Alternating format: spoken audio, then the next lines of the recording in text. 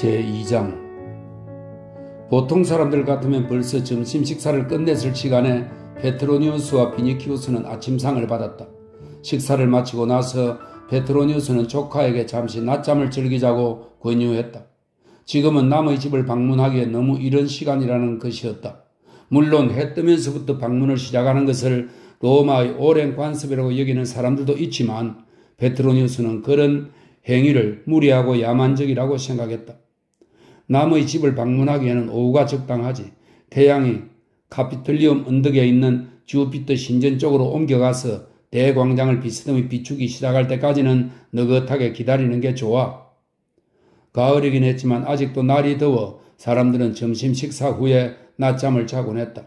아트리움에서 솟아오르는 분수 소리에 귀를 기울이면서 건강을 위해 1000걸음 정도 걷고 난 뒤에 반쯤 들이운 장밋빛 차양을 통해 스며드는 햇빛을 받으며 나른하게 낮잠에 빠지는 것은 상쾌한 일이었다.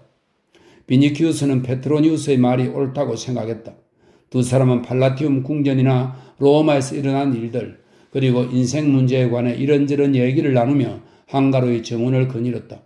그들은 페트로니우스의 침실로 갔으나 그리 오래 자지는 않았다. 반시간쯤 지났을까?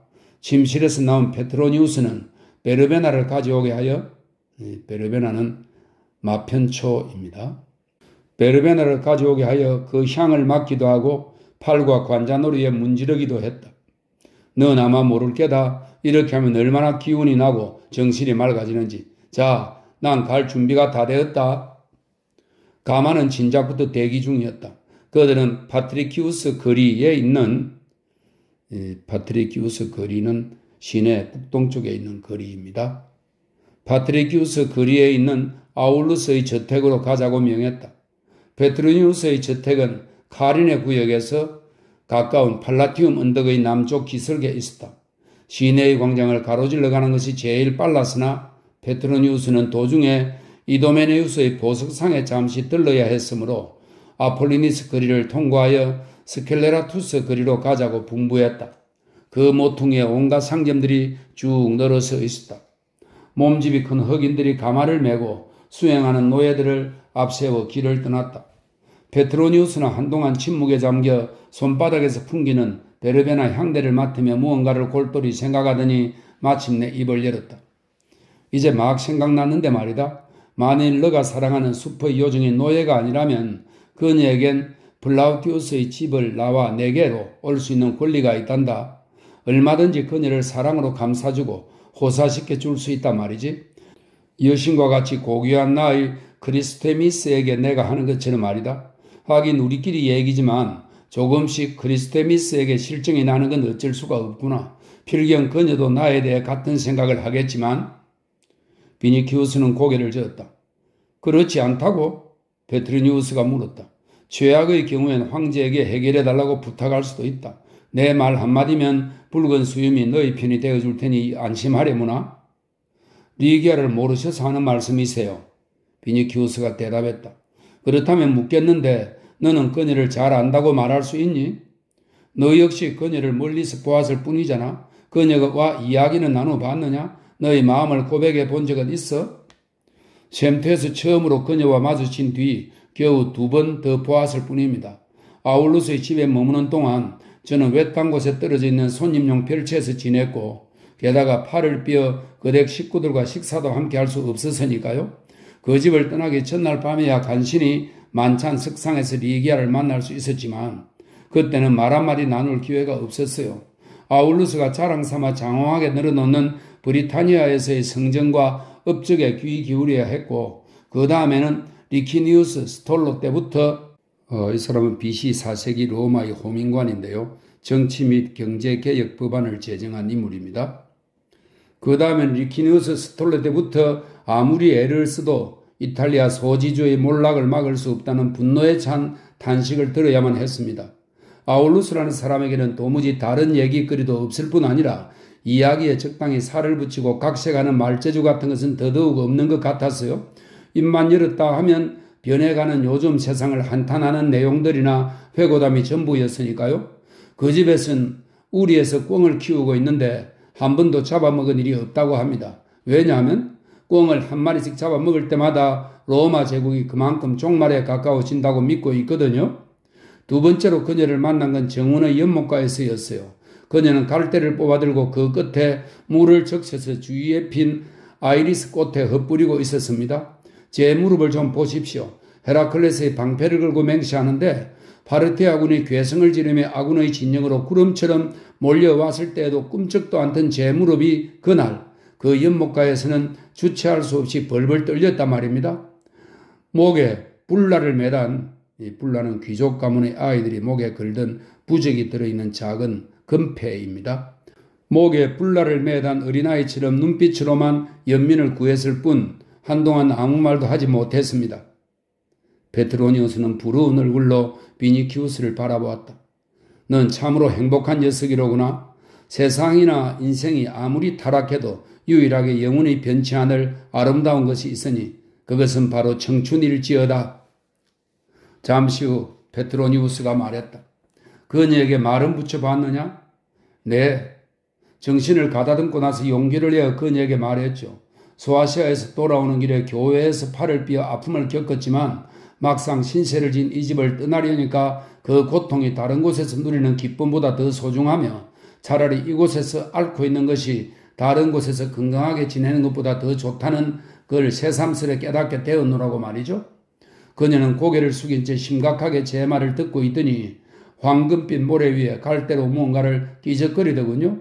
그리고 잠시 눈을 들어 저를 쳐다보다가 다시 자기가 그려놓은 기호를 내려다보며 묻고 싶은 말이 있는 듯 머뭇거리더니 순식간에 달아나 버리고 말았습니다. 마치 숲속의 님프가 사티루스라도 만난 듯이 말입니다. 그녀는 틀림없이 아름다운 눈을 가졌겠구나. 네, 바다와 같은 푸른 눈이었어요. 저는 마치 바다에 빠진 것처럼 그녀의 눈 속에 붕덩 빠져버렸죠. 믿어주세요, 삼촌. 애게 해도 그렇게 푸를 수는 없을 거예요. 바로 그때 플라우티우스의 어린 아들이 달려와 제게 무엇인가를 물었지만 저는 그 애가 무슨 말을 하는지조차 알아들을 수 없었어요. 오 아테네여. 여기서 아테네는 지혜의 여신입니다. 오 아테네여. 베트로니우스가 외쳤다. 이 젊은이로부터 에로스가 씌워놓은 눈가리개를 떼어내 주소서. 그렇지 않으면 이 젊은이는 비너스 신전의 기둥에 머리를 부딪히고 말 것입니다. 그러고 나서 비니키우스에게로 돌아섰다. 너는 생명의 나무에 피어난 세봄의 꽃봉오리이고 포도 등굴에서 돋아난 연초록빛 새순이다. 너를 플라우티우스의 집이 아니라 갤로키우스의 집으로, 갤로키우스는 당시의 철학자이자 교육자입니다. 플라우티우스의 집이 아니라 갤로키우스의 집으로 데려가야 할 것 같구나. 그곳에는 인생에 대해 아무것도 모르는 젊은이들을 가르치는 학당이 있으니 말이다. 그래서 뭘 어쩌시려고요? 그녀가 모래 위에 뭘 그렸더냐? 아무로의 이름이더냐? 아니면 그의 화살에 맞은 심장이더냐? 아니면 사티루스들이 님프에 귀회되고 속삭였듯이 인생의 비밀을 깨닫게 해주는 무슨 징표가 아니었느냐? 설마 그녀가 그려놓은 기호를 주의 깊게 살펴보지 않은 것은 아니겠지? 저는 삼촌께서 생각하시는 것보다 훨씬 일찍부터 토가를 입기 시작했어요. 이것은 어른이 되어 철이 들었다는 의미입니다. 비니키우스가 대답했다. 실은 아울루스의 아들이 달려오기 전에 재빨리 그 표시를 보아두었지요. 그리스에서 그랬듯이 로마의 처녀들도 차마 말로 하기 어려운 고백을 할 때는 모래 위에다 그려서 대신한다는 것 점은 저도 잘 알고 있으니까요. 그런데 그녀가 무엇을 그렸을 것 같습니까? 글쎄다. 좀 전에 말한 것들이 다 아니라면 나도 잘 모르겠구나. 물고기였습니다. 뭐라고? 물고기였단 말씀입니다. 무슨 뜻이었을까요? 자기 혈관 속에는 물고기처럼 차가운 피가 흐르고 있다는 의미였을까요? 정말 모르겠습니다. 하지만 저를 생명의 나무에 피어난 세봄의 꽃봉오리라고 칭하신 외삼촌이라면 그 표시가 무엇을 뜻하는지 쉽게 아실 거라고 생각합니다. 친애하는 비니키우스, 그런 것은 플리니우스에게 물어보려무나 그 사람은 물고기에 대해서라면 모르는 것이 없으니까. 아피키우스 노인이, 이것은 아우구스투스 황제 시대의 대부호이자 유명한 식도락가입니다. 아피키우스 노인이 아직까지 살아있다면 아마 무언가 해줄 말이 있을 텐데 평생 동안 네아폴리스만에 있는 지금의 나폴리를 말합니다. 네아폴리스 만에 있는 물고기보다 더 많은 물고기를 먹었다니 말이다. 대화는 도중에 끊기고 말았다. 가마가 분화가로 들었었기 때문에 소음이 방해되어 얘기를 계속할 수가 없었던 것이다.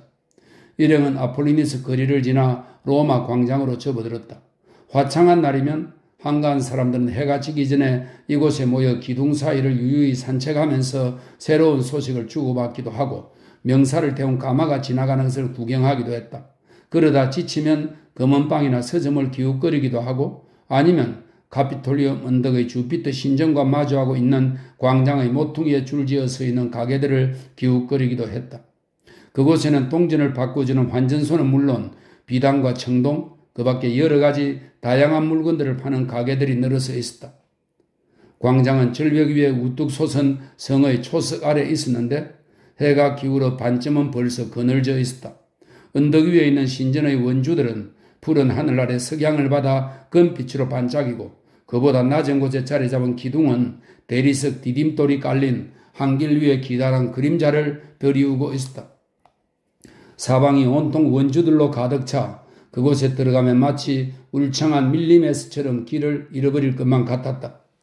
건물과 원주는 서로 빽빽하게 뒤엉켜 마치 앞뒤로 좌우로 서로 팽팽하게 겨루고 있는 것 같아 보였다. 언덕에 닿을 만큼 높이 솟은 것도 있고 성벽을 에워싸고 길게 뻗어 있거나 아니면 서로 기대어 있는 것도 있었다. 큰 것이 있는가 하면 작은 것도 있고 굵직한 것이 있는가 하면 가느다란 것도 있으며 황금색도 있고 흰색도 있었다. 처마를 떠받치는 기둥머리에는 아칸투스 잎사귀 무늬를 새기거나 이오니아식으로 돌려 감아 소용돌이처럼 만든 것도 있고 또는 도리아식으로 단순한 네모꼴로 마감한 것도 있었다. 원주들로 이루어진 그 거대한 숲 위로 선명한 빛깔의 트리클리프는 도리아식 건축 양식인데요. 지붕 밑의 소벽을 세 줄기의 세로로 된 홈으로 장식한 것을 말합니다. 트리글리프가 광채를 발하고 있었다. 팀파늄은 고대 건축에서 지붕 바로 아래 삼각형 또는 반원 모양의 움푹 들어간 벽을 말합니다. 팀파늄에는 여러 신들의 조각상이 늘어서 있고 원주의 꼭대기에는 네필의 날개 달린 말을 나란히 앞세운 이륜마차가 창공을 향해 막 날아가리는 형상이 조각되어 있었다. 사람들은 광장의 한가운데로 또는 가장자리 쪽으로 물결처럼 밀려다니고 있었다. 아니면 율리우스 캐살의 이름을 딴 공회당의 아치 밑을 이리저리 거닐거나 카스토로와 플룩스의 이름을 딴 이것은 그리스 신화에서 스파르타의 왕 틴다레우스의 쌍둥이 아들입니다. 나란히 쌍둥이 자리가 되었다는 전설을 가지고 있습니다. 카스토로와 플룩스의 이름을 딴 청계에 앉아 이야기꽃을 피우기도 했으며 베스타 신전의 주위를 베스타는 화덕과 횃불의 여신을 말합니다. 베스타 신전의 주위를 이리저리 배회하기도 했다. 하얀 대리석을 등지고 있는 그들의 모습이 마치 형형색색의 나비와 풍뎅이들이 떼지어 몰려다니는 것처럼 보였다. 로마의 신 가운데 가장 존엄한 주피터를 모신 카피톨리움 신전의 웅장한 계단 주위에도 새로운 인파가 끊임없이 밀려들었다. 연단 주위에는 운 좋게 연설의 기회를 잡은 적석 연사들의 연설을 드리는 사람들로 붐볐다. 여기저기에서 과일과 술과 무화과 즙을 넣은 음료수를 파는 장사꾼들의 외침과 만병통치약을 선전하는 약장수들, 점쟁이들, 숨겨진 보물이 있는 곳을 알려주겠다는 사기꾼들, 해몽가들이 떠들어대는 소리가 시끄럽게 들려왔다. 이야기 소리와 고함 소리에 시스트룸은 고대 이집트 사람들이 이시스 여신의 제사를 지낼 때 사용하던 금속 악기입니다. 흔들어서 소리를 내는 악기입니다. 시스트룸과 이집트의 삼각 하프, 그리스의 피리 소리까지 뒤섞여 더욱 소란스러웠다. 제 신에 대한 믿음이 깊은 사람들, 병자, 그리고 고민에 빠진 이들이 신전에 제물을 바치는 모습도 보였다. 제물로 바쳐진 곡식의 나달을 쪼아 먹기 위해 새하얀 디딤돌 위를 서성이는 비둘기떼가 마치 검은 얼룩처럼 보였다. 비둘기들은 사람들 틈에서 푸드득거리며 날아올랐다가 금세 다시 내려앉기를 되풀이하곤 했다. 가마가 지날 때는 모두 비켜서서 길을 터주었다. 세련되게 단장한 여인이 탄 가마도 있었고 삶에 지쳐 경직된 표정을 짓고 있는 원로원 의원과 기사들이 탄 가마도 지나갔다. 군중은 저마다 자기 나라 말로 찬미인지 조롱인지 알 수 없는 별명을 덧붙여 그들의 이름을 불러댔다. 이따금 떠들썩한 군중을 해치고 군인과 순찰대가 거리의 질서를 위해 발맞추어 순찰을 돌았다. 여기저기서 라틴어 못지않게 많이 들리는 언어는 그리스어였다. 오랫동안 로마를 떠나 있었던 비니키우스에겐 이 모든 것이 흥미로운 광경이었다. 세계를 지배하고 있는 로마인의 광장은 바로 그 때문에 여러 나라에서 온 다양한 인종의 무리로 홍수를 이루고 있었다. 페트로니우스는 젊은 동행인의 마음을 읽고 이 광장을 가리켜 퀴리테스가 사라진, 이 퀴리테스는 순수한 로마 혈통을 가진 로마 시민을 말합니다.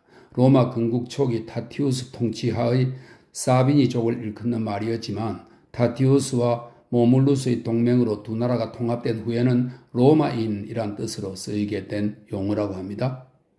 이 광장을 가리켜 퀴리테스가 사라진 퀴리테스의 둥지라고 말해주었다.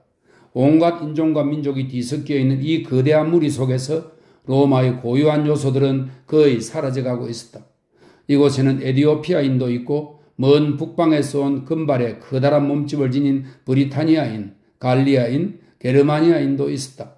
동방에서 온 가늘게 찢어진 눈을 가진 민족도 있었고 인더스강과 유프라데스 강 유역에서 온 벽돌색 수염을 기른 사람들, 오론테스 강변에서, 오론테스는 시리아에 있는 큰 강입니다. 오론테스 강변에서 온 감정이 풍부한 검은 눈동자의 시리아인, 뼈만 앙상한 아라비아 사막의 부족, 가슴이 납작한 유대인, 언제나 미소 짓고 있는 이집트인, 그 밖의 누미디아인 사람들과, 누미디아는 현재 알제리 영토에 위치했던 북부 아프리카의 옛 왕국입니다. 누미디아 사람들과 아프리카인들도 있었다. 로마인들과 더불어 이 도시를 지배하고 있는 토박이 그리스인들은 지식과 예술, 이성과 함께 그럴듯한 사기술까지 갖추고 있었다. 그들과 더불어 여러 섬과 소아시아, 이집트, 이탈리아와 갈리아, 나르보넨시스는 지금의 남프랑스 지역입니다. 갈리아 나르보넨시스에서 온 타지 출신의 그리스인도 있었다. 귓볼에 구멍을 뚫은 노예들 가운데는 먹고 마시고 입고 즐길 것을 황제로부터 공짜로 얻어내고는 할 일 없이 빈둥거리는 해방 노예들도 있었다. 안락한 생활과 돈벌이를 꿈꾸며 이 거대한 도시로 찾아든 이주민도 있고 떠돌이 장사치들도 많았다. 야자수 가지를 손에 쥔 세라피스의 제사도 있고, 세라피스는 고대 이집트의 풍요와 태양의 신인데 그리스와 로마까지 전파되었다고 합니다. 세라피스의 제사도 있고 카피톨리움의 주피터 신전보다 더 많은 재물을 받고 좋아하는 이시스 신전의 제사들도 있었다. 이시스는 이집트의 풍요의 여신입니다. 또한 황금빛 벼 이삭을 양손에 든 키벨레의 제사들도 있었고, 키벨레는 소아시아 지방 브리기아인들이 섬기던 여신입니다. 키벨레의 제사들도 있었고 나그네를 보호하는 유랑의 신을 모시는 제사들도 눈에 띄었다. 원색의 화려한 관을 쓴 동방의 무희들, 부적을 파는 상인들, 뱀을 다루는 자들, 칼데아의 점성술사들도 있었다. 이 칼데아는 바벨로니아에서 아라비아 사막에 이르는 지역입니다.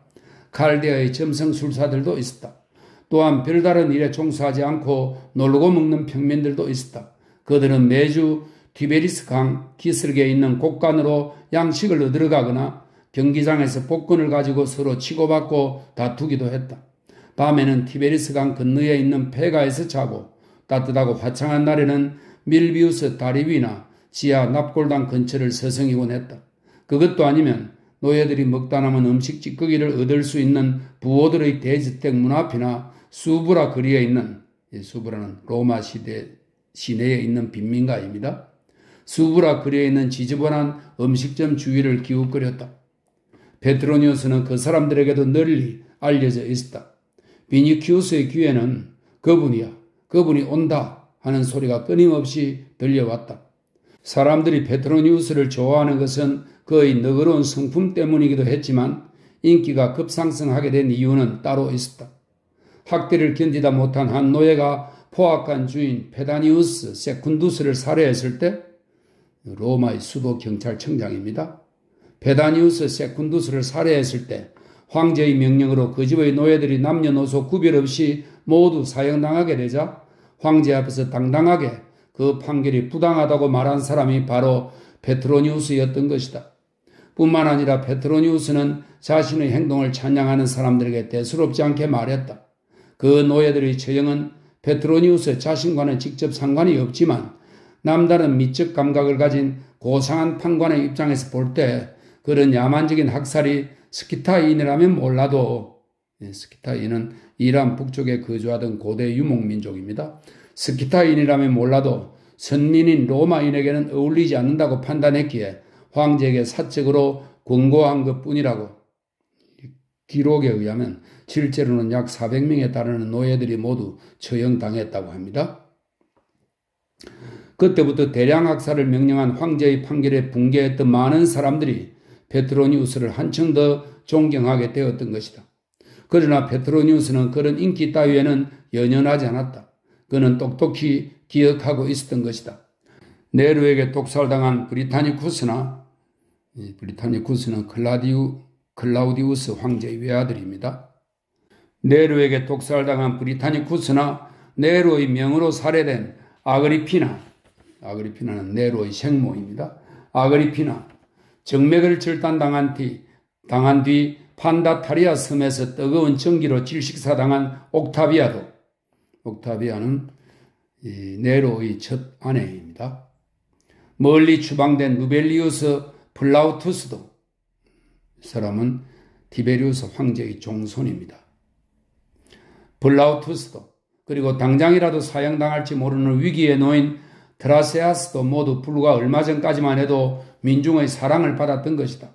그렇기에 페트로니우스에게는 대중의 사랑은 오히려 불길한 징조로 여겨지기도 했다. 게다가 그는 매사에 회의적이었고 미신을 신봉하는 사람이었다. 귀족에다 탐미주의자인 그는 민중에 대해 이중적인 감정을 품고 있었는데 한편으로는 처근하게 여기면서도 한편으로는 경멸하고 있었던 것이다. 주머니에 볶은 콩을 가지고 다니며 냄새를 풍기거나 고함을 하도 질러 늘 목이 쉬어 있는 사람들, 그도 아니면 길모퉁이나 주랑에서 모라놀이나 하면서, 모라놀이는 두 사람이 마주보고 10 이하의 숫자를 차례로 부르면서 동시에 한 손의 손가락을 펴서 두 사람의 손가락 수를 합한 수에 가장 근접한 숫자를 부른 사람이 이기는 놀이입니다. 모라놀이나 하면서 땀에 절어있는 그들이 사람으로 보이지 않았던 것이다. 페트로니우스는 자기를 향해 군중이 보내는 입맞춤의 손짓이나 박수, 갈채 따위는 그들도 보지도 않고 비니키우스에게 페다니우스에 관한 이야기를 들려주는 데만 열중했다. 페트로니우스는 금방 폭동을 일으킬 듯 사납게 굴다가도 다음 날이면 주피터 신전으로 참배하러 가는 네로에게 환호를 보내는 군중의 변덕을 비웃었다.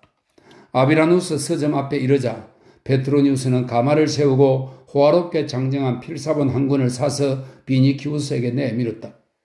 너에게 주는 선물이다. 감사합니다. 비니키우스가 책의 제목을 들여다보고 물었다. 사티리콘은 풍자적인 혼합 시문입니다. 페트로니우스가 쓴 책입니다. 사티리콘, 저자가 누굽니까? 바로 나란다. 그러나 나는 아까 말한 루피누스나 파브리키우스 베이엔토의 전철을 밟고 싶지는 않다. 그래서 아무에게도 알리지 않았으니 너도 절대로 발설하지 말아다오. 외삼촌께서는 시는 안 쓰시겠다고 말씀하지 않으셨습니까? 책을 훑어보던 비니키우스가 물었다. 그런데 이 책에는 산문 가운데 시가 많이 섞여 있는데요.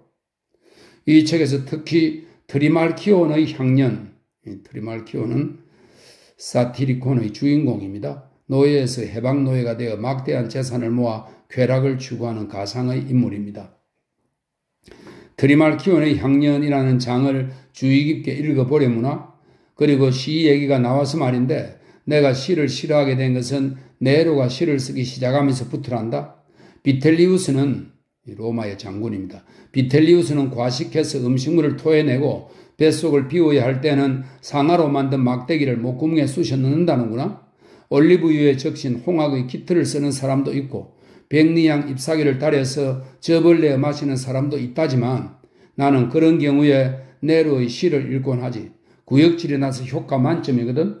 물론 그렇게 해서 양심의 가책이 사라지지는 않지만 최소한 뱃속은 깨끗해지지. 그런 다음에는 얼마든지 네로의 시를 칭송할 수 있다는 말이다. 페트로니우스는 이도메네우스의 보석상 앞에 가마를 멈추게 하고 보석과 관련한 볼일을 마친 다음 바로 아울루스 플라우티우스 장군의 저택으로 가자고 명했다. 가는 동안 루피누스의 이야기를 해주마. 책을 쓴 사람이 자기 글에 대해 자부심이 너무 강하면 어떤 일이 생기는지 좋은 본보기가 될 테니까. 하지만 페트로니우스가 미처 말을 꺼내기도 전에 가마가 파트리키우스 거리로 접어들어 아울루스 프리우티우스 장군의 저택에 도착했다. 검고 건장한 문지기가 오스티움으로 들어가는 문을 열자, 아트리움으로 연결되는 현관입니다. 오스티움으로 들어가는 문을 열자 세 장에 들어있는 까치가 살베 이 라틴어로 안녕하세요 란 뜻입니다. 까치가 살베라고 인사하는 듯 큰 소리로 지적이었다. 오스티움을 통과하여 아트리움으로 향하는 길에 비니키우스가 입을 열었다. 조금 전에 문지기가 쇠사슬에 묶여있지 않고 자유롭게 서 있는 것을 보셨지요? 그래, 이상한 집이로구나. 페트로니우스가 나지막한 목소리로 대답했다.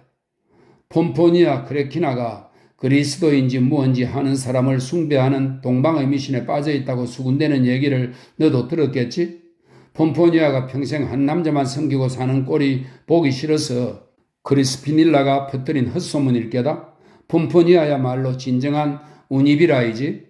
오늘날 로마에서 그런 부인을 만나는 건 노리쿰에서 따온, 노리쿰은 다뉴브강과 알프스 산 사이에 있는 산간지방입니다.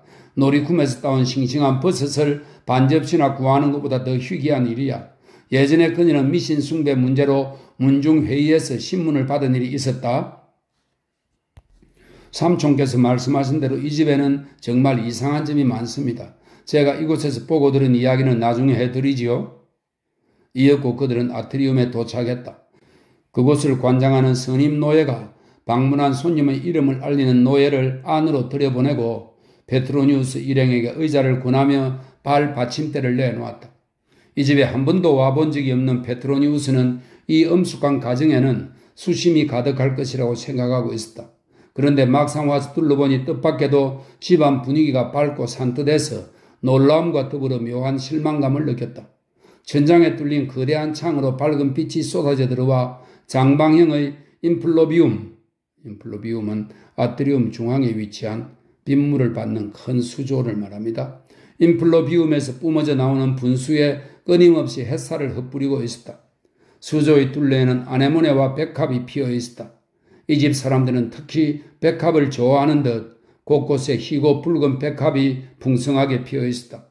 청록색 아이리스의 부드러운 꽃잎은 분수의 물기를 살짝 머금고 있어 마치 은도금을 한 듯 반짝거렸다. 백합 화분에는 물에 젖은 푸른 이끼가 뒤덮여 있었고 우거진 잎사귀 틈으로 어린애와 물새 모양의 청동 조각상이 보였다. 한쪽 구석에는 청동으로 만든 수사슴이 물을 마시려는 듯 고개를 숙이고 있었는데 습기 때문인지 녹청이 끼어 있었다. 아트리움 바닥은 모자이크로 되어 있고 벽은 붉은 대리석과 프레스코로 장식되어 있었다. 그 프레스코에는 나무와 물고기, 새, 그리핀, 그리핀은 그리스 신화에서 몸은 사자이고 머리와 날개는 독수리인 괴물입니다. 그리핀 등이 그려져 있어 보는 이의 눈길을 끌었다. 옆방으로 들어가는 문은 거북이에 있던 껍질과 상아로 장식되어 있고 문과 문 사이에는 아울루스 가문의 조상들을 본떠 만든 조각상들이 세워져 있었다. 어느 곳을 둘러봐도 사치와는 거리가 멀었고 고상하면서도 차분하게 정돈된 분위기를 연출하고 있었다.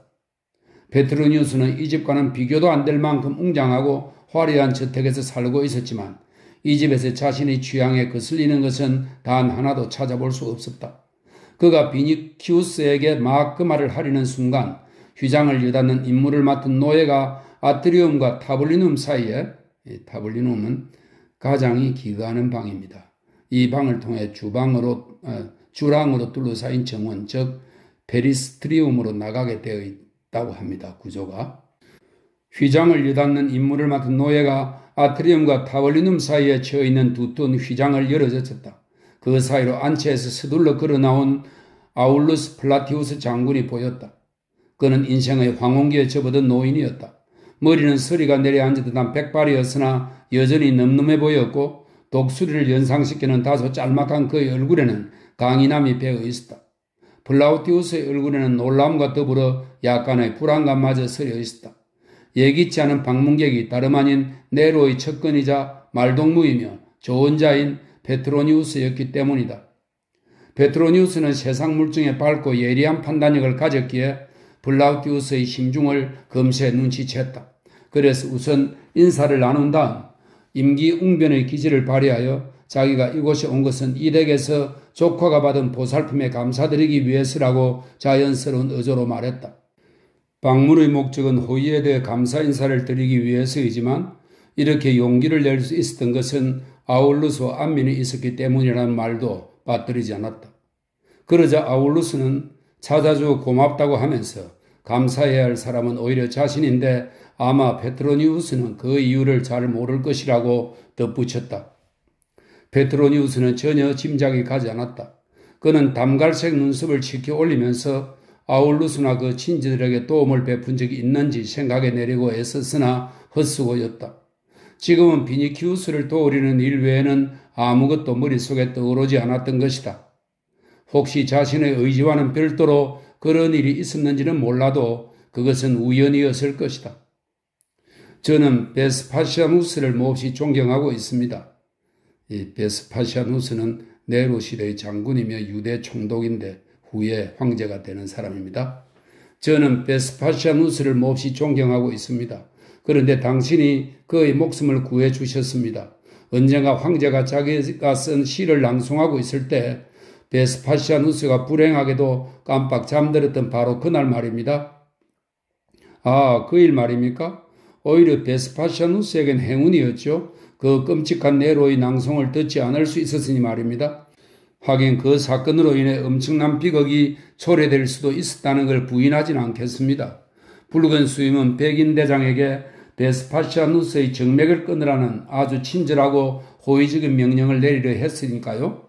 그런데 제가 알기로는 페트로니우스 당신이 황제를 비웃었다면서요?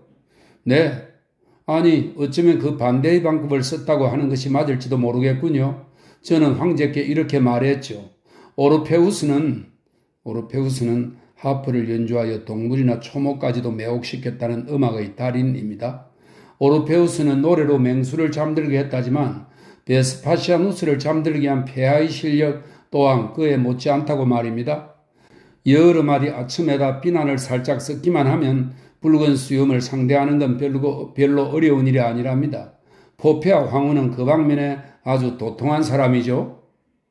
정말 세상이 어떻게 되리고 이 모양인지. 아울루스가 말을 계속했다. 저는 브리타니아인이 던진 돌에 맞아 앞니가 2개나 부러졌어요. 그 때문에 말을 할 때마다 이빨새로 바람이 새나가곤 하죠.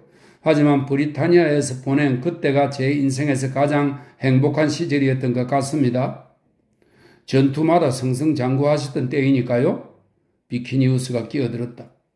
페트로니우스는 이 노 장군이 옛날의 전승담을 장황하게 늘어놓을까봐 얼른 화제를 바꾸어 프리네스테 근처에서, 이 프리네스테는 지금의 팔레스타인 지방입니다. 프리네스테 근처에서 시골 농부들이 머리가 둘 달린 새끼 늑대의 시체를 발견했다는 이야기를 했다. 지난번 폭풍우 때 루나의 신전이, 달의 여시입니다. 루나의 신전에 벼락이 쳐서 신전의 한 귀퉁이가 무너졌는데 늦가을에 일어난 이 사건은 무언가 불길한 징조가 아니겠냐는 말도 했다. 그 사실을 들려준 코타의 말로는 그 신전의 제사들은 이 사건을 로마가 몰락하든지 아니면 최소한 어떤 거대한 건물이 붕괴될 조짐으로 보았는데 아마도 그로 인해 엄청난 희생이 따르게 될 것 같다고 덧붙였다. 아울루스는 그런 조짐들을 대수롭지 않게 넘겨버려서는 안 된다고 자신의 소견을 말했다. 신들이 인간의 오만방자한 죄악의 분노를 터뜨리는 일이 종종 있으니 그것은 결코 놀랄 일이 아니며 만약에 그렇다면 당장 속죄의 제물을 바쳐야 한다는 것이었다. 그러자 페트로니우스가 말을 받았다. 플라우티우스 장군이시여, 당신의 저택은 당신의 고매한 인품에 비하면 너무도 작고 초라합니다. 제 집은 보잘것없는 주인에게는 과한 편이지만 시야를 넓혀보면 결국 당신의 집과 마찬가지로 작은 건물에 지나지 않습니다. 그러니 어떤 거대한 건물, 예를 들어 도무스 트란시토리아가 이 건물은 네로가 로마의 중심부에 건설을 해야 했던 도무스 아울레아, 즉 황금 궁전으로 들어가는 출입문이 있는 거대한 건축물입니다. 궁전으로도 사용되었다고 합니다. 예를 들어 도무스 트란시토리아가 무너지는 것을 막기 위해 우리가 열심히 재물을 바친다 한들 무슨 소용이 있겠습니까? 플라우티우스는 이 질문에 대답을 하지 않았다. 그런 신중함이 페트로니우스에게는 다소 거북하게 느껴졌다. 비록 자신이 선악의 구분을 명확히 하지 않는다고 해도 고자질이나 하는 사람은 아닌데 왜 자기에게 마음을 털어놓지 못할까 하는 생각이 들었기 때문이다. 잠시 후 페트로니우스는 화제를 바꾸어 플라우티우스의 저택과 집 전체에 흐르는 고상한 분위기에 대해 찬사를 늘어놓았다. 집이 많이 낡았지요. 아울루스 플라우티우스가 대답했다. 제가 상속받은 뒤로 전혀 수리를 하지 않았거든요. 아트리움과 타블리눔 사이를 가로막는 커튼이 열려 있었기 때문에 집 안이 구석구석까지 훤히 보였다. 타블리눔과 거기에 딸린 주랑, 그 너머에 안채가 있었고 짙은색 액자틀에 들어있는 밝은 색조의 그림처럼 선명하게 정원이 눈에 들어왔다. 바로 그곳에서 아이들의 즐겁고 천진난만한 웃음소리가 아트리움까지 들려왔다. 페트로니우스가 말했다. 장군, 저 유쾌한 웃음소리를 가까이 가서 들을 수 있을까요? 요즘엔 저런 해맑은 웃음소리를 좀처럼 듣지 못했거든요. 물론입니다. 플라우티우스가 일어서며 말했다. 제 아들 아울루스와 리기아가 공놀이를 하고 있군요. 그런데 웃음 얘기가 나왔으니 말인데 페트로니우스요, 당신은 언제나 웃음 속에서 지내시는 분 아닌가요? 인생이란 그 자체가 웃음거리니까요. 그래서 저는 늘 웃고 삽니다. 페트로니우스가 대답했다. 하지만 이곳의 웃음소리는 무언가 다른 것 같군요. 비니키우스가 덧붙였다. 삼촌께서는 낮에는 잘 웃지 않으시는 편이죠. 대개 밤에만 웃으신답니다. 이런저런 이야기를 나누면서 세 사람은 집안을 통과하여 정원으로 갔다. 그곳에서 리기아와 어린 아울루스가 공놀이를 하고 있었는데 이 놀이를 위해 특별히 고용된 노예들이 땅에 떨어진 공을 주어 두 사람에게 건네주고 있었다. 어린 아울루스가 비니키우스를 보고 인사하러 달려왔다. 그러자 페트로니우스는 예리한 시선으로 리기아의 아래 위를 재빨리 훑어보았다. 비니키우스는 어린 처녀 앞으로 다가가 머리를 숙였다. 리기아는 손에 공을 든 채 가쁜 숨을 몰아쉬고 있었는데 흘러내린 머리카락에 살짝 가려진 두 뺨이 붉게 상기되어 있었다. 정원에는 포도와 담쟁이 등굴, 인동 등굴이 뒤엉킨 등나무 그늘 아래 마련된 식탁 앞에 폼포니아 그레키나가 앉아 있었다. 손님들은 그녀의 앞으로 다가가 인사를 했다. 페트로니우스는 이 집을 방문한 적이 없었으나 그녀와는 잘 아는 사이였다. 루벨리우스 플라우투스의 딸인 안티스티아의 저택에서도 만났고 세네카와 폴리오의 집에서도 마주친 적이 있었다. 그때마다 그녀의 우수에 잠긴 단아한 얼굴, 품위 있는 자태와 거동, 점잖은 말씨를 보면서 감탄하곤 했다. 여성에 대한 자신의 고정관념을 뒤바꾸어 놓은 폼포니아 앞에서는 로마의 어느 누구보다 자부심이 강한 페트로니우스도 존경심을 품게 되고 심지어는 얼마쯤 자신감을 잃어버린 적도 있었다. 페트로니우스는 비니키우스를 보살펴 준 것에 감사하다는 인사를 하다가 자신도 모르게 도미나, 만화님이란 뜻입니다. 자신도 모르게 도미나라는 표현을 썼는데 이런 극존칭은 칼비아 크리스피날라, 스크리보니아, 발레리아, 솔리나와 같은 상류계급의 부인들에게도 사용한 적이 없었다. 환영과 감사의 인사를 마치고 난 뒤 페트로니우스는 폼포니아에게 극장이나 원형 경기장에서 좀처럼 만날 수 없어 유감스럽다는 말을 덧붙였다. 그러자 그녀는 한 손을 남편의 손에 얹으며 조용히 말했다. 우리 둘 다 이제는 나이가 들어서 그런지 집에서 조용히 지내는 것이 편하답니다. 페트로니우스가 이 말에 반대 의견을 말하려고 하자 아울루스 플라우티우스는 이빨 사이로 바람이 새는 특유의 말투로 말했다. 게다가 우리 부부는 로마의 신들까지도 그리스 이름으로 부르는 사람들에게 점점 더 소외감을 느끼고 있어요. 언제부터인가 신들은 단순히 수사학의 장난거리가 되고 말았습니다. 페트로니우스가 무심한 듯 말했다. 우리는 수사학을 그리스인에게서 배우고 있죠. 저 자신도 주노라고 하는 것보다 헤라라고. 이 주노는 로마 신화에서 제우스의 아내이며 천계의 여왕이고요. 헤라는 그리스 신화에서 주노에 해당하는 여신을 말합니다. 저 자신도 주노라고 하는 것보다 헤라라고 부르는 편이 더 편하거든요. 페트로니우스는 이 말을 하면서 폼포니아 앞에서는 주노 말고 다른 여신을 떠올리는 것은 있을 수 없는 일이라는 듯 폼포니아를 향해 거악한 시선을 던졌다. 그러고는 스스로를 늙었다고 한 폼포니아의 말에 반박하기 시작했다. 사람은 눈 깜짝할 사이에 늙어버리는 법이죠. 하지만 생활 방식에 따라 외양은 천지 차이가 납니다. 때로는 사투르누스는 농경과 계절의 신입니다. 사람들에게 농경과 포도재배 방법을 알려주어 풍요로운 시대를 이루었다고 합니다. 때로는 사투르누스가 잠시 잊어버린 게 아닌가 싶을 정도로 젊어 보이는 얼굴도 있지 않습니까? 페트로니우스의 말에는 진심이 담겨 있었다. 폼포니아 그레키나는 이미 중년을 넘어섰지만 안색에 놀랄 만큼 싱싱한 기운이 감돌고 있었기 때문이다. 게다가 그녀의 얼굴은 작고 갸름했기 때문에 검은 옷을 입고 숙연한 표정을 짓고 있어도 젊은 여자처럼 보였다. 비니키우스가 그 집에 묵고 있는 동안 정이 든 어린 아울루스는 비니키우스의 옆에 바짝 붙어 서서 함께 공놀이를 하자고 졸랐다. 소년의 뒤를 따라 리기아도 식탁 근처로 다가왔다. 담쟁이 등굴 사이로 햇빛이 비쳐서 그 아래 서 있는 리기아의 얼굴에 등굴 잎사귀의 그림자가 어른어른 드리웠다. 그 순간 페트로니우스의 눈에는 그녀가 처음 보았을 때보다 더욱 아름답게 보였으며 마치 숲의 요정 같다는 생각이 들었다. 페트로니우스는 리기아와 정식으로 인사를 나눈 적이 없었기에 자리에서 일어나 정중하게 머리를 숙이면서 흔히 하는 인사말 대신 오디세우스가 나우시카를 만났을 때, 이것은 오디세우스가 트로이에서 돌아오는 길에 조난당에 표류한 베아키아 섬의 공주를 말합니다. 나우시카를 만났을 때 했던 대사를 인용했다. 나는 모르겠네. 그대가 여신인지 속세의 인간인지. 만일 그대가 이 땅에 사는 사람이라면 그대의 부모에게 한없는 축복이 있으라. 그대의 형제에게 또한. 세상 물정에 밝은 이 달변가에 공손하면서도 재치 넘치는 찬사는 폼포니아의 마음에 들 정도였다. 리기아는 어쩔 줄 몰라 얼굴을 붉힌 채 고개를 들지 못하고 잠자코 듣고 있었다. 그러면서도 그녀는 입가에 장난스러운 미소를 머금고 처녀다운 수줍음과 무언가를 대답하고 싶은 마음 사이에서 갈등하며 머뭇거리고 있었다.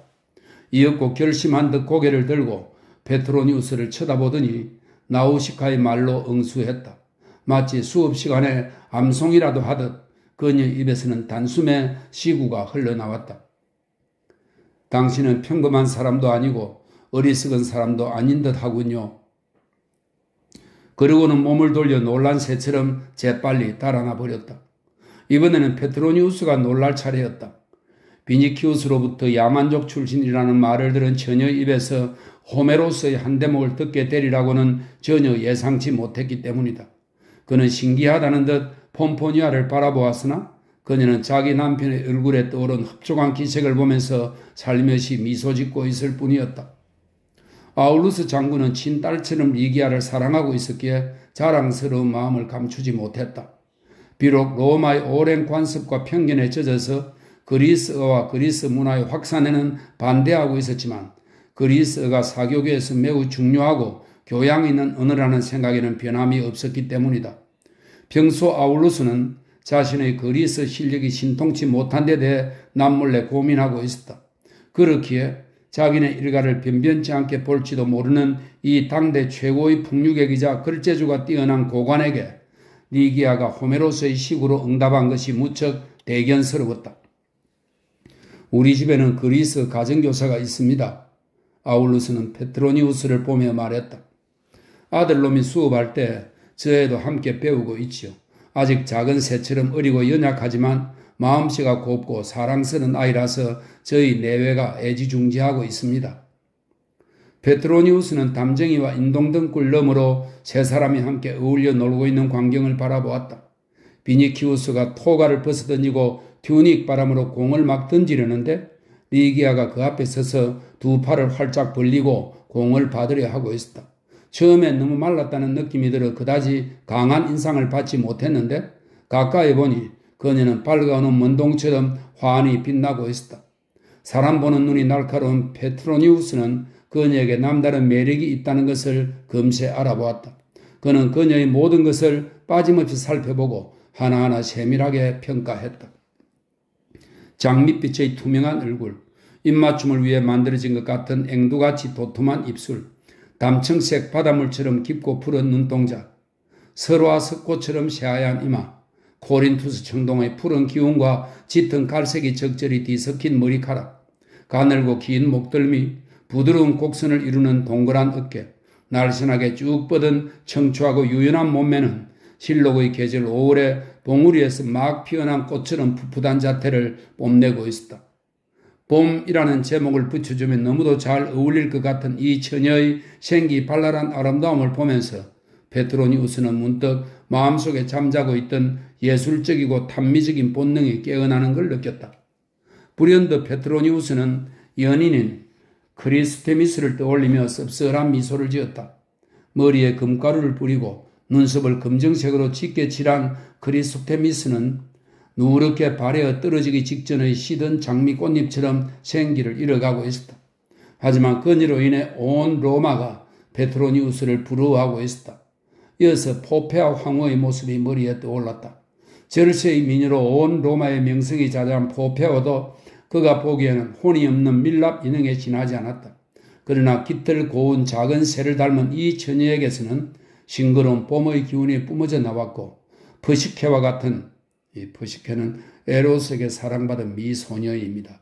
영혼을 감화시키는 능력을 뜻하기도 합니다. 퍼시케와 같은 해맑은 영혼이 마치 등불처럼 그녀의 장밋빛 육체 안에서 광채를 발하고 있었다. 비니키우스 녀석 제법인걸? 나의 크리스테미스는 이제 늙어서 마치 트로이 전쟁만큼이나 오래된 것처럼 느껴지는데 말이야. 그는 폼포니아 그레키나를 돌아보며 정원을 가리켰다. 도미나, 이제 저도 알겠습니다. 저 두 사람이 있기에 두 분께서는 대경기장이나 팔라티움 궁전의 향년보다 이 집이 더 좋다고 하시는군요. 네, 맞아요. 폼포니아가 아들과 리기아를 번갈아 쳐다보며 말했다. 이윽고 노 장군이 리기아의 내력과 아델리우스 히스텔로부터 들은 리기족에 대한 이야기, 춥고 어두운 북쪽 지방에 사는 그 부족에 관해 말하기 시작했다. 그동안 세 사람은 공놀이를 끝내고 뜰에 뿌려놓은 모래를 밟으며 산책하고 있었다. 그 모습이 마치 도금양과 사이프러스 숲을 배경으로 서 있는 세 개의 흰 조각상처럼 보였다. 리기아는 어린 아울루스의 손을 꼭 잡고 있었다. 일행은 잠시 이리저리 거닐다가 정원의 한가운데 있는 연못가의 벤치에 앉았다. 어린 아울루스가 맑은 물속에서 헤엄치고 있는 물고기를 놀라게 하려고 벌떡 일어서서 물가로 다가갔다. 비니키우스와 리기아는 산책하는 동안 주고받던 이야기를 계속했다. 그렇습니다. 비니키우스가 떨리는 음성으로 목소리를 낮추어 말했다. 나는 프레렉스타를 붙자마자, 프레렉스타는 가장자리에 빨간 테두리를 부른 토가입니다. 로마에서 귀족 태생의 미성년자들이 입는 옷인데 성년이 되어서도 축제 때는 입었다고 합니다. 나는 프레텍스타를 붙자마자 소아시아 군단으로 파견되었습니다. 로마도 인생도 사랑도 미처 경험할 겨를이 없었지요. 아나크레온과 호라티우스의 시구는, 이 두 사람은, 첫 번째 사람은 BC 6세기 서정 시인이고 두 번째 사람은 BC 1세기 로마의 서정 시인입니다. 아나크레온과 호라티우스의 시구는 어느 정도 암송하고 있지만 페트로니우스 삼촌처럼 상대에 대한 찬사의 마음을 표현할 적절한 말이 생각나지 않을 때 곧바로 온갖 시구를 인용할 수 있는 경지에 이르려면 아직 멀었습니다. 소년 시절 무소니우스의 학당에 다녔는데 스승께서는 행복이란 인간의 의지에 달린 것이 아니라 신들의 뜻에 순종할 때 얻을 수 있다고 했습니다. 하지만 나는 그와는 본질적으로 다른 좀 더 크고 좀 더 소중한 행복, 다시 말해 인간의 의지나 신의 뜻에 좌우되는 것이 아니라 오직 사랑만이 가져다 줄 수 있는 그런 행복이 존재한다고 생각해 왔습니다. 오 리기야, 지금까지 사랑이라는 것을 모르고 살아왔지만 이제는 내게 충만한 행복을 안겨줄 사랑의 대상을 발견하고 싶습니다. 이 말을 끝으로 비니키우스는 입을 다물었다. 어린 아울루스가 물고기 가까이 돌을 던질 때마다 물 튀기는 소리가 이따금씩 들려올 뿐 정적이 온통 사방을 에워싸고 있었다. 잠시 후 비니키우스는 더욱 은근하고 부드러운 목소리로 이야기를 계속했다. 베스파시아누스의 아들 티투스에 대해서 들어보셨겠죠? 로마의 장군이고 후에 아버지의 뒤를 이어 황제가 되는 사람입니다. 티투스에 대해 들어보셨겠죠? 저는 청년이 되자마자 베레니케를 사랑하게 되었고, 베레니카는 유대의 공주입니다. 티투스는 결혼을 원해서나 로마 시민의 반대로 헤어졌습니다. 베레니카를 사랑하게 되었고 그녀를 향한 순정 때문에 그의 목숨까지 잃을 뻔했습니다. 저도 그런 사랑을 할 수 있습니다. 리기야, 부와 명성, 권력은 모두 연기처럼 허망한 것입니다. 부자는 언제나 더 큰 부자와 마주치게 되고 명성이 높은 사람은 더 큰 명성에 가려지게 마련이며 권력자는 더 큰 권력자에게 정복당하고 마는 법입니다. 황제인들, 신인들, 평범한 인간이 사랑하는 사람의 입술에 입을 맞추거나 사랑하는 이의 가슴에 가슴을 마주댈 때보다 더 큰 환희와 행복을 맛볼 수는 없을 것입니다. 그러니 사랑이야말로 우리를 그들보다 월등하게 만들어주는 고귀한 감정이라고 할 수 있습니다. 리기아는 소스라치듯 놀라서 몸을 떨면서도 그리스의 필이나 하프 소리를 듣는 것처럼 그의 말에 넋을 잃고 귀를 기울였다. 그녀는 마치 비니키우스가 불가사의한 노래를 부르고 있는 것만 같았다. 그 멜로디가 그녀의 귀에 스며들어 피를 끓게 하고 가슴속을 두려움과 감동 그리고 알 수 없는 환희로 채우고 있었다. 그가 말하는 내용이 실은 이미 자신의 마음에도 싹트고 있었는데 다만 그것을 미처 깨닫지 못했던 것이 아닌가 하는 생각이 들 정도였다. 그녀는 비니키우스가 자신의 내부에서 무언가를 일깨웠다는 것, 그리하여 어렴풋하고 막연하기만 했던 꿈이 지금 이 순간 선명한 실체로 탈바꿈하고 있음을 느꼈다. 태양은 벌써 티베리스 강 저편으로 넘어가 야니쿨룸 언덕 위에, 이 로마 서쪽에 있는 언덕입니다. 야니쿨룸 언덕 위에 나지막이 걸려 있었다. 죽은 듯 고요하게 서 있는 사이프러스 나무숲 위로 석양이 비쳐 사방이 온통 붉게 물들었다. 리기아는 잠에서 막 깨어난 사람처럼 자신의 푸른 눈동자를 들어 비니키우스를 바라보았다. 노을을 등지고 간절한 애원을 담은 눈으로 자신을 향해 몸을 굽히고 있는 이 젊은이가 이 세상 그 어떤 사람보다도, 아니 신전의 정면에 새겨진 그리스와 로마의 모든 신들보다도 더 황홀하게 보였다. 비니키우스는 리기아의 손목을 가볍게 잡고서 물었다. 리기아, 내가 왜 이런 말을 당신에게 하고 있는지 모르시겠습니까? 네, 모르겠어요. 리기아는 속삭이듯이 말했다. 하지만 그녀의 목소리가 너무도 가냘파서 비니키우스에게는 거의 들리지 않았다. 비니키우스는 리기아의 대답을 믿지 않았다. 그의 심장은 그녀의 눈부신 아름다움으로 인해 막 눈뜨게 된 열망으로 망치질을 하듯 세차게 두근거리고 있었다. 그는 리기아의 손목을 잡은 손에 더욱 힘을 주어 자신의 심장에 그녀의 손을 갖다 대고 정열적인 고백을 하려고 했다. 바로 그 순간 도금량에 덮인 오솔길 저편에서 아울루스 장군이 나타나 그들을 향해 다가오며 말했다. 해가 저물고 있어. 저녁에는 한기를 조심해야 하는 법이요. 리비티나를 우습게 보면 안 되지. 리비티나는 장래와 죽음의 여신입니다. 그렇습니다만 비니키우스가 대답했다. 토가를 벗었어도 전혀 춥지 않습니다. 노장군이 말을 받았다. 하지만 해가 벌써 절반이나 언덕 저편으로 넘어갔소이다. 시칠리아는 이곳보다 기후가 훨씬 포근한 편이죠. 그곳에서는 저녁마다 사람들이 광장에 모여 페부스는 태양신입니다. 페부스를 떠나보내는 노래를 합창하곤 합니다. 아울루스 장군은 조금 전에 리비티나에 대해 경고한 것을 금방 잊어버리고 시칠리아 얘기를 꺼냈다. 자신의 영토와 넓은 농원이 있는 그곳을 매우 소중하게 생각하고 있으며 시칠리아로 이주하여 평화롭게 여생을 보내는 것도 고려하는 중이라고 말했다. 머리가 하얗게 센 노인에겐 겨울의 찬소리가 지긋지긋하게 느껴지는 법이라오. 아직 나무잎이 떨어지지 않았고 로마의 하늘은 활짝 개어 온화한 미소를 짓고 있지만 머지않아 포도등굴이 누렇게 변하고 알바누스 산에 눈이 내리기 시작하면 신들이 캄파니아 지방으로 사나운 바람을 보낼 거요. 그때가 되면 온 식구가 외딴 시골 마을로 옮겨갈지도 모르겠어.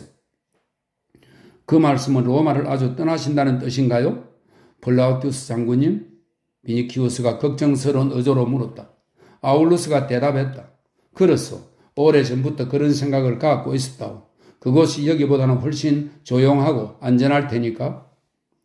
장군은 이어서 자신이 소유한 과수원과 가축들, 녹음에 쌓인 별장, 백리향과 박하 사이를 벌들이 윙윙이 되며 날아다니는 푸른 언덕에 관해 장황하게 이야기하기 시작했다. 그러나 비니키우스의 귀에는 그런 목가적인 이야기는 한마디도 들어오지 않았다. 그저 자칫하면 리기아를 놓치게 될지도 모른다는 생각에 불안해져서 자기를 도와줄 사람은 페트로니우스밖에 없다는 듯 삼촌을 자꾸만 쳐다보았다. 그동안 페트로니우스는 폼포니아 곁에 앉아 낙조와 정원이 빚어내는 아름다운 풍경, 연못가에 서 있는 사람들의 다정한 모습에 한껏 도취되어 있었다. 사이프러스의 어두운 숲을 등지고 있어 그들이 입고 있는 하얀 옷들이 저녁 노을 속에 황금빛으로 물들어 있었다. 석양은 자줏빛과 보랏빛으로 물들었다가 서서히 옆으로 넓게 퍼져갔다. 사이프러스 숲이 만들어내는 음영은 갈수록 짙어져서 밝은 대낮보다 한층 더 선명한 윤곽을 드러냈다. 마침내 밤의 평화가 사람과 나무와 온 마당을 뒤덮었다.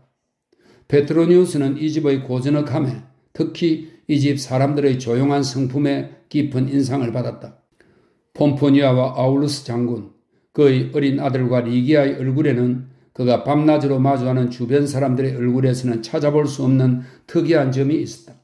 그것은 일종의 광채, 안식, 평화의 기운 같은 것으로 이 집 사람들이 영위하고 있는 일상의 삶에서 저절로 우러나는 것처럼 느껴졌다. 페트로니우스는 끊임없이 미와 쾌락을 추구해온 자신이 아직까지 접하지 못했던 또 다른 아름다움과 즐거움이 존재한다는 사실에 새삼 놀랐다. 그는 자신의 그런 심경을 감추지 못하고 폼포니아에게 털어놓았다. 곰곰이 생각해보니 당신들이 살고 있는 세상은 우리의 네로 황제가 지배하는 속세와는 아주 딴판이군요. 폼포니아는 석양을 향해 고개를 들면서 솔직하고도 분명하게 말했다. 세상을 지배하시는 분은 네로가 아닙니다. 하나님이십니다. 순간 침묵이 흘렀다. 식탁 근처의 오솔길에서 노장군, 비니키우스, 리기아, 어린 아울루스의 발소리가 들려왔다. 그들이 더 가까이 오기 전에 페트로니우스는 다시 한번 물었다. 그러니까 폼포니아, 당신은 신들을 믿고 있군요? 저는 정의로우시며 전능하신 단 한 분의 신을 믿습니다. 아울루스 플라우티우스의 아내가 대답했다.